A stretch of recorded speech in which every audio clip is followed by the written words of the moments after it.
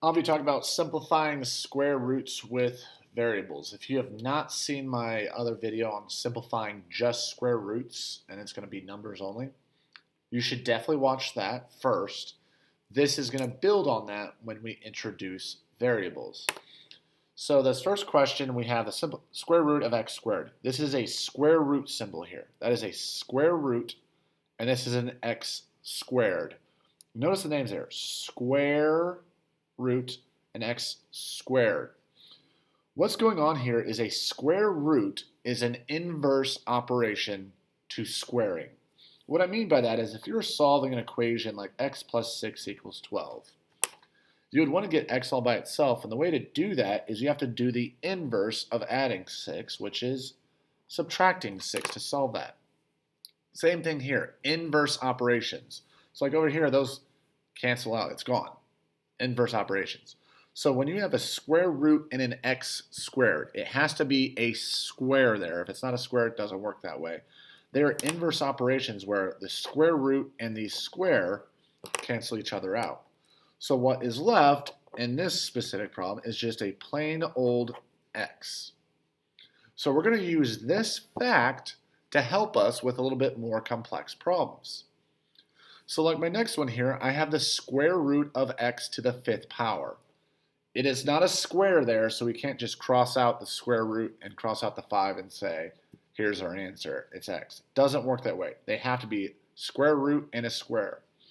So what we can do, just like we did with the numbers, is we're going to break this up. Now I know x squareds are valuable to us, so what we're going to do is there's actually, if it's x to the 5th, there's 5 x's there, 5 x's. So what I want to do is I want to break this up. So I could write a square root x squared. And at this point on my second line here, I have 2 of my 5 x's accounted for. So I've used 2 of them, and we could actually go ahead and use another 2. So I have 2 here, I have 2 here. Square root x squared, square root x squared. So there's 2 here, 2 here. That's 4 total, but I need 5 in this line. So I'm going to have to do one more, but instead of an x squared, it's just going to be a plain old x, because there's 2 here, 1 there, 2, 4, 5, 5 total. So there's 5 x's up here, 5 here. Now what we can do is we can use what we just did and build on this from the first problem. I'm going to look at each square root individually, and in this first one I have a square root of an x squared. A square root and an x squared, those are inverse operations, so I just get a plain old x from this one. Then I move to the second one. I have a square root and an x squared. Those are both gone, so from the second root, I get another x. And then finally we get to the third one, I have a square root, but I just have a plain old x. There's no square here. So there's actually nothing you can do with this except bring it on down and leave it there. So what I have outside and all together here is I have an x, and then a square root x. So we got to condense this down and get our answer. So outside the square roots I have x times x. Well, when you have an x and an x, that's just x squared. So these two pieces become x squared. Over here with the square root x, nothing I can do with that, square root x. So my answer to simplifying the square root of x to the 5th is just x squared square root x. One more example with just variables only.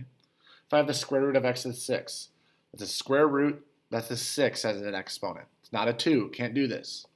So I want to break this down. So break it down into groups of x squared. So I've used 2 of the total 6.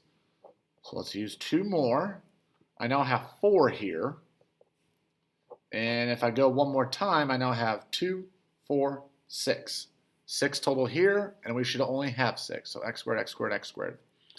Then we're going to go through and simplify that first one, then we'll do the middle one, then we'll do the last one. So this first one, if you have a square root x squared, a square root x squared, those are inverses, so you just get a plain old x. Look at the second piece, I have a square root and an x squared, those are inverses, so you get another x. And then finally a square root and x squared, square root, x squared, get a third x. And when you have x times x times x, That's going to give you x to the third. So that's how we simplify square roots with variables. Now, not all problems are like this. What we're more used to is something like this problem here, the square root of 27 x to the fifth. So I have both numbers and variables. So what we're going to do is, in my previous video, we were able to handle the square root of 27. That was no big deal. We're also able to handle the square root of x to the fifth because we just did it. So what you're going to do in these types of problems is break it up into pieces that you can do. Let's separate the number from the variable. And all I'm doing is I'm taking one big problem and separating it into one problem over here, another problem over there. Break it up into two manageable problems. So if we remember from the previous simplifying square roots videos, simplifying the square root of 27, if you have that list handy, you can do the square root of 9, square root of 3, because 9 times 3 is 27. So I'm going to simplify this completely. Square root of 9, that gives us 3. Square root 3, if I simplify, that's square root of 27. 3 square root 3. So I took care of this piece. Now I'm going to take care of the square root of x to the fifth. So again, need to break it up into manageable pieces. So I could do a square root x squared, do another 2, that gives us 4 total, and I have one left over right there. So a square root x squared, square root x squared. I get an x from this first piece, x from the second piece. This third one, no square there, no square. So I'm going to have to leave it as square root x. Now here's the final step. So I took one problem, split it up to 2, but I need to put everything back together. How we're going to do that is we need to start with which terms are outside of the square roots first, and then we'll work inside. So this is considered inside a square root, inside a square root. This is outside, outside, outside. So starting with the numbers on the outside, I got a 3, and I have it multiplied by no other numbers there, so you have a 3. Also on the outside, I have x times x, which is x squared. And that's all I have on the outside for the terms. 3 times x is 3x squared. Now I got to focus on what's on the inside. Start with the numbers first, then variables. So inside the square root, I have a 3 times x. Well, 3, and then go to my variable x. 3 times x is 3x. So if I wanted to simplify 27x to the fifth, I'm going to get 3x squared square root 3x.